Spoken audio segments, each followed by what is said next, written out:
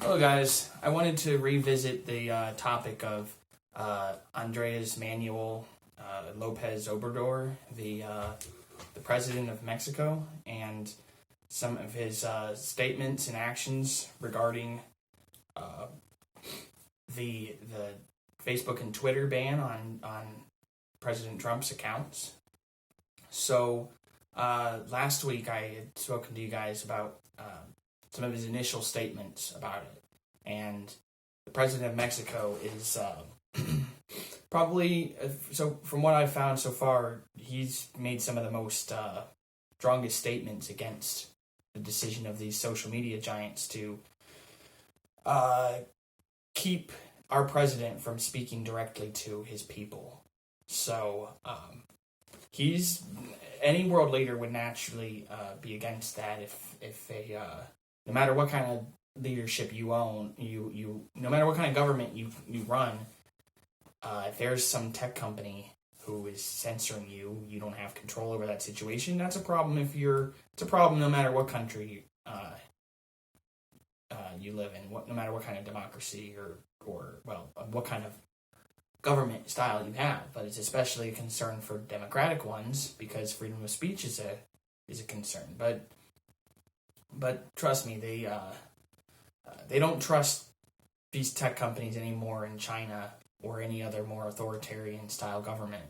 But in the case of AMLO, as he's more popularly known, he made a statement a few days back. He said, "I can tell you that the first G20 meeting we have, I'm going to make a proposal on this issue." And the G20 being this big global conference of different countries. I think it's mostly about trade. I'm not 100% sure. All I know is it's an international meeting that they do, I think, on a yearly basis. But so AMLO is already making statements saying he's going to bring it up as his main issue, his first issue that he wants to address in G20. He also said, yes, social media should not be used to incite violence and all that, but this cannot be used as a pretext to suspend freedom of expression. So he obviously acknowledges that inciting violence is wrong and shouldn't be allowed. That social media shouldn't be used for those purposes. So obviously freedom of speech shouldn't be used. Social media shouldn't be used to incite violence, but in his case, it shouldn't precede people's freedom of expression.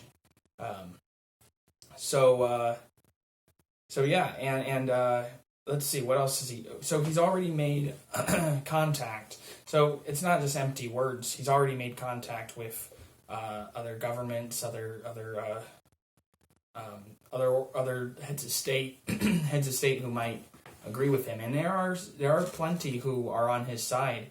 I've only addressed a few leaders in this issue, but it is a big one, so it's going to take some time to dig into it, the global ramifications of what's happened in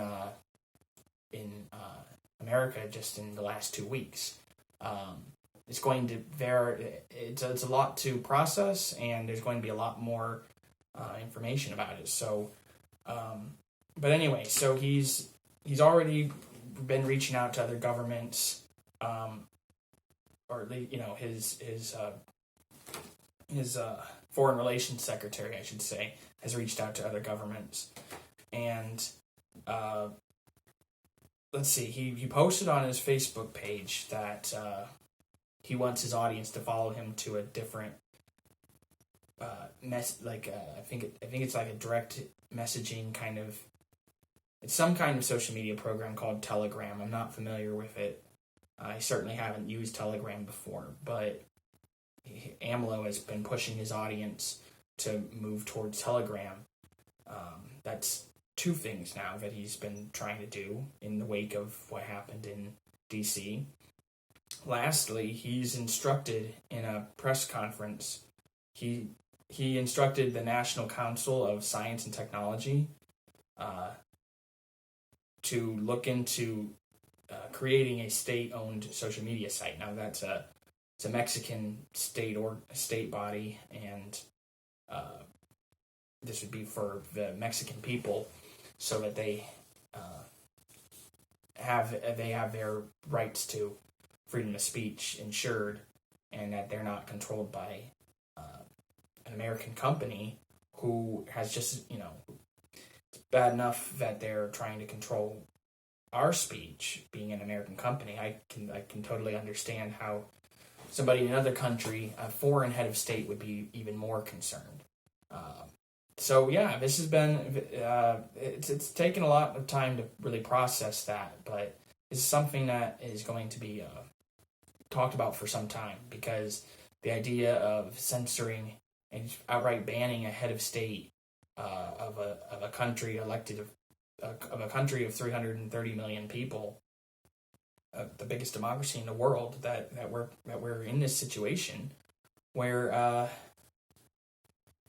it's unprecedented, and so there's plenty more that I'm sure that he'll be continuing in his direction. I mean, if it was just one statement, I would have acknowledged that it's probably just bluster. But and I don't know much about his leadership history. He's only been president down in Mexico for 2 years, but it seems like this is a pretty important issue to him, and he's been very vocal about it. He compared it to the Spanish Inquisition, what Facebook and Twitter are doing,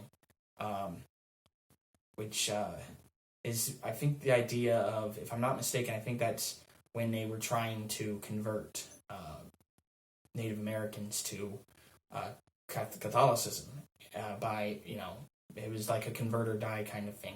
I think that's what the Spanish Inquisition is referring to. If so, that's pretty bold language, especially coming from a Latin American leader. So anyway, thought I should share that with you guys, and we'll see where his actions go and what he wants to do going forward. I'm sure we'll see what his dialogue on with when Biden gets elected and everybody gets inaugurated. We'll see what he'll be saying about that, because I'm sure it's a subject matter that's going to come up with him and Biden at some point in the near future. Anyway, it sounds like good stuff, and I'm glad that we've got leadership in the world that's taking this stuff seriously. Besides, of course, Trump, who is living through it. Anyway, good talking to you guys.